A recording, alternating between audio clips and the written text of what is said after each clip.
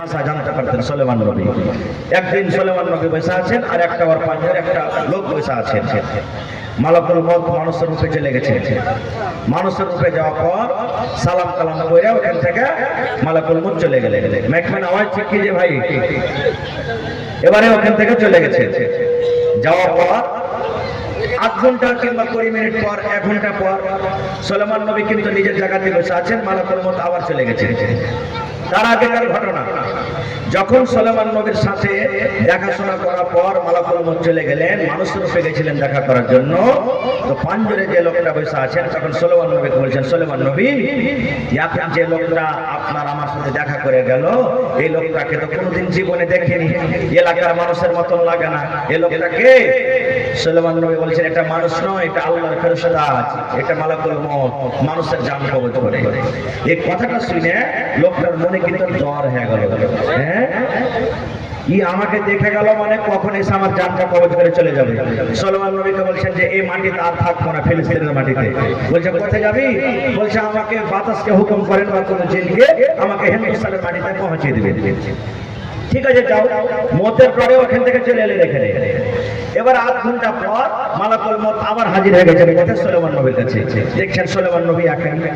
এবার জিজ্ঞাসা করছেন যে সুলাইমান নবী, আধ ঘন্টা আগে আমি যখন এসেছি আপনার কাছে, যখন একটা লোক বসেছিল, লোকটা কই? বলছে তোমার ডরে তোমার ভয়ে হিন্দুস্তান চলে গেছে। তখন সুলাইমান নবী মালাকুল মউত কি বলছেন জানেন? সুবহানাল্লাহ। এ সুলাইমান নবী, আল্লাহ রাব্বুল আলামিনের পাওয়ার দেখেন, আল্লাহ রাব্বুল আলামিনের পাওয়ার দেখেন, শক্তি দেখেন। বলছেন কেমন কথা? এবারে মালাকুল মউত বলছেন, সুলাইমান নবী, আল্লাহ তাআলা আমাকে আদেশ করলেন, হে মালাকুল মউত, ওই ফিলিস্তিনের মাটিতে রে আমার নবী সুলাইমানের পাঞ্জরে যে লোকটা বসে আছে, ইয়ার মাত্র দুনিয়াতে 8 ঘন্টা হায়াত আছে কিংবা 1 ঘন্টা হায়াত আছে, আর এই লোকটার তোমাকে জান কবজ করতে হবে। কোথায় জান কবজ করতে হবে? এই ফিলিস্তিনের মাটিতে তার জান কবজ করতে হবে না, এই লোকটার জান তোমাকে হিন্দুস্তানের মাটিতে, হিন্দুস্তানের জমিনে করতে হবে। আমি যখন কথাটা শুনলাম আমি চিন্তিত হয়ে গেলাম, আল্লাহ এটা কেমন করে হবে? হিন্দুস্তান থেকে ফিলিস্তিন মাস 3 মাসের রাস্তা, 6 মাসের রাস্তা, কেমন করে আল্লাহ ওই জায়গাতে যাবে? লোকটার জীবনে মাত্র 8 ঘন্টা 1 ঘন্টা হায়াত আছে, আর হিন্দুস্তান থেকে ফিলিস্তিনের মাটি উঠে হাইটে যদি যায় 6 মাস লাগতে পারে। এত লম্বা রাস্তা কেমন করে লোকটা চলে যাবে? কিন্তু আল্লাহর কথা সত্য। বলছে সুলাইমান নবী,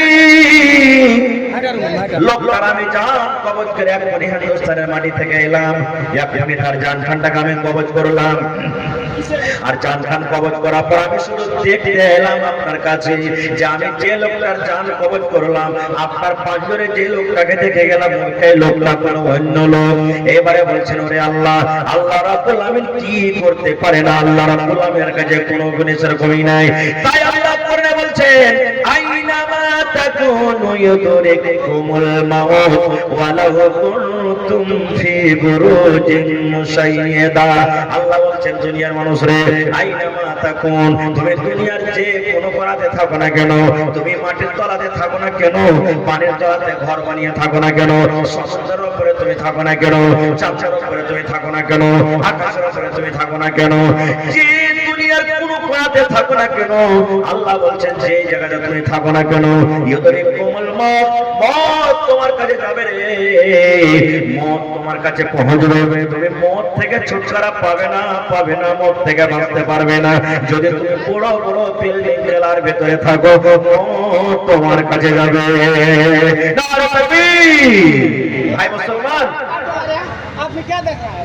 তো ভাই আমার, তাহলে বুঝা গেল কি মওত একদিন এখনই আছে, মওত আমাদের কাছে আসবে। আর আমি একটা আয়াত পড়েছি, আল্লাহ সূরাতুল মুলকে বলছে, মওত এবং হায়াতকে আমি কেন সৃষ্টি করেছি? যে আমি তোমাকে পরীক্ষা করব যে তোমাদের মধ্যে সবথেকে ভালো আমল কে করছে।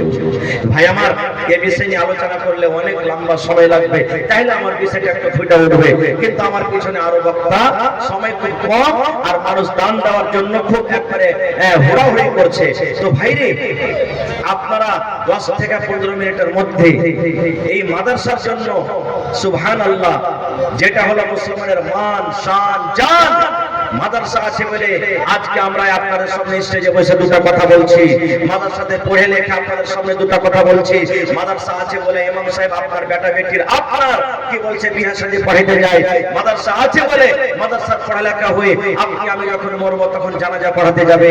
এই জন্য আপনি আছেন, আমি আছি, মাদ্রাসা আছে, মুসলমানের শান আছে, ঈমান আছে। আর মাদ্রাসা যদি না থাকে ভাই, যত টাকা ইনকাম করেন ওই গ্রামের কোনো আল্লাহর কাছে ভার হবে না, ধার হবে না। আল্লাহ তাবারক ওয়া তাআলার নিকটে পিরা পিয়ারা কোনদিন বান্দা বান্দী হইতে পারে না। এই জন্য মাদ্রাসা আমাদেরকে চালাতে হবে। আর আমি শুনলাম এটা হলো একটা প্রাইভেট জামিয়া মাদ্রাসা, সরকারের কোনো সহযোগিতা আছে না। তো ভাই রে, এই মাদ্রাসাকে আপনারা একটু মন খুলে প্রাণ খুলে আপনারা দান করেন। মায়েরা খালারা আপনাদের পেন্ডালে চাদর গেছে, চাদরে আপনারা গলার হার, নাকের কানের। আমি কয়েক বছর থেকে তিনপানিয়া গ্রামে আসছি, আল্লাহর রহমতে কোনো এমন বছর যায়নি যে তিনপানিয়ার মানুষ, এলাকার মানুষ তারা মন খুলে খুলে দান করেননি। একবার খুব মন খুলে খুলে দান করেছেন, আজকে ইনশাআল্লাহ করবেন। এই দেখেন আমার হাতে সর্বপ্রথম কে দিয়েছেন, আব্দুল সামেদ নানা আমার কত আছে 21,000 টাকা। মাশাআল্লাহ, দেখেন নগদ কে আছে। এত জোরে বলেন নারে তাকবীর। মাশাআল্লাহ, আমার তরফ থেকে আর কিছু বাড়বে না, বাড়বে না।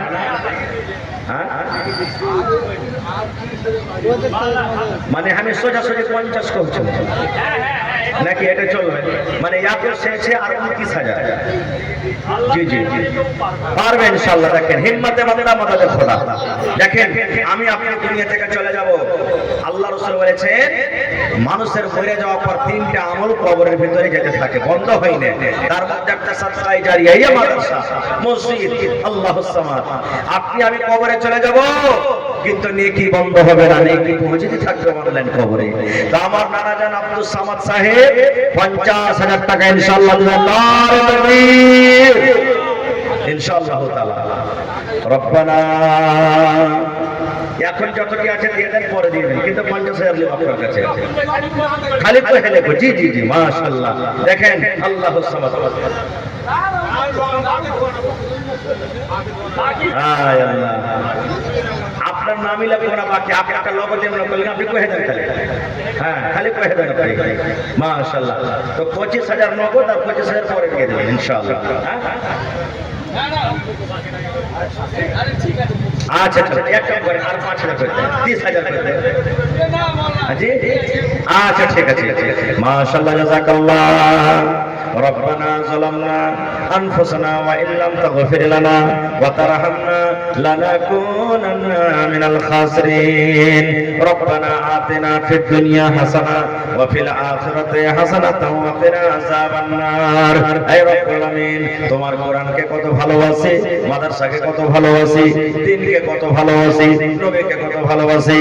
হে রব্বুল আমিন, 25,000 টাকা তোমার জন্য, তোমার কোরআনের জন্য, তোমার নবীর মাদ্রাসাতে দান করে দিলেন। আল্লাহ তার দানকে তুমি কবুল করে নাও, মনের আশাকে আল্লাহ পুরা করো, রোজি রোজগারে আল্লাহ বরকত দাও, বিজনেস যদি করে উন্নতি দান করো, হাতে টাকাতে পয়সাতে বরকত দাও। আল্লাহ জি মা বাপ দাদু দাদি নানা নানি শ্বশুর শাশুড়ি যারা বেঁচে আছে ভালো রাখো, আর যারা কবরবাসী হয়ে গেছে আল্লাহ জানি না তারা কবরে কি হালাতে আছে, আল্লাহ জি তাদের কবরে তুমি জান্নাতের বিছানা দিয়ে দাও। রব্বানা তাকাব্বাল মিন্না ইন্নাকা আনতাস সামিউল আলিম। আমিন সুম্মা আমিন। মাশাআল্লাহ, একজন আল্লাহ 500 টাকা, আরো একজন 500 টাকা, আরো একজন 500 টাকা, আরো একজন 500 টাকা হয়ে গেল দান। এই দান কবুল করো তুমি, সুবহান। পূর্ণ করো আল্লাহ তার মনের ভরমান। আমিন। তো 2 নম্বরে আমার নানা আব্দুল সামাদের জোড়া কেউ হবে না, 25,000 টাকা দান করবেন। জি গঙ্গা সাগর, হাবিবুর রহমান গঙ্গা সাগর থেকে 31,000 টাকা। মাশাআল্লাহ মাশাআল্লাহ। এখানে নেই নাকি হাবিবুর রহমান সাহেব? সালাম করবেন হার সাথে। হ্যাঁ এই দেখেন আমার নানা জান 500 টাকা জমা করলেন। কই হাবিবুর রহমান? মাশাআল্লাহ ভালো আছে। এই দেখেন আমার ভাই হাবিবুর রহমান সাহেব 31,000 টাকা জমা করে দিয়েছে। নারে তাকবীর। বেশি চাহাবো না, আর 4,000 টাকা দিয়ে 35 করতে হবে। জি মাশাআল্লাহ মাশাআল্লাহ। দেখেন 35,000 টাকা দান করে দিলেন আমার ভাই হাবিবুর রহমান সাহেব। মাশাআল্লাহ, জাযাকাল্লাহ। এ রব্বুল আলামিন দেখো তোমার বান্দা। আপনার নাম কি? মাশাআল্লাহ। আল্লাহ দেখো হাবিবুর রহমান ভাই আমার 35,000 টাকা তোমার মাদ্রাসার জন্য